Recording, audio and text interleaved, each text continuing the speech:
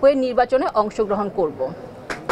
ঢালিউড অভিনেত্রী নিপুণ আক্তার আওয়ামী লীগ নেতা শেখ সেলিমের আশীর্বাদ পুষ্ট থাকার বিষয়টি নিয়ে চর্চা ছিল অনেক দিন থেকেই।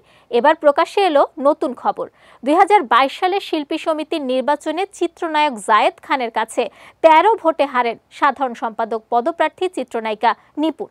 প্রকাশিত ফলাফলে অসন্তোষ প্রকাশ করে নির্বাচন কমিশনে আপিল করার পর বিষয়টি গড়ায় আদালতে।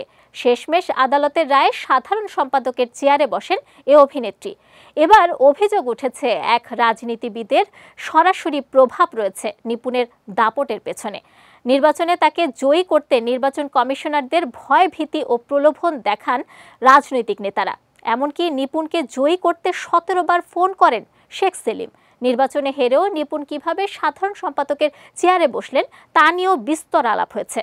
তবে সে সময়ে চুপ থাকলেও চিত্রনায়িকা নিপুণের বিরুদ্ধে এবার মুখ খুলতে শুরু করেছেন অনেকে, যাদের একজন 2022 সালে শিল্পী সমিতির ভোটে নির্বাচন কমিশনারের দায়িত্ব পালন করা পীরজাদা হারুন।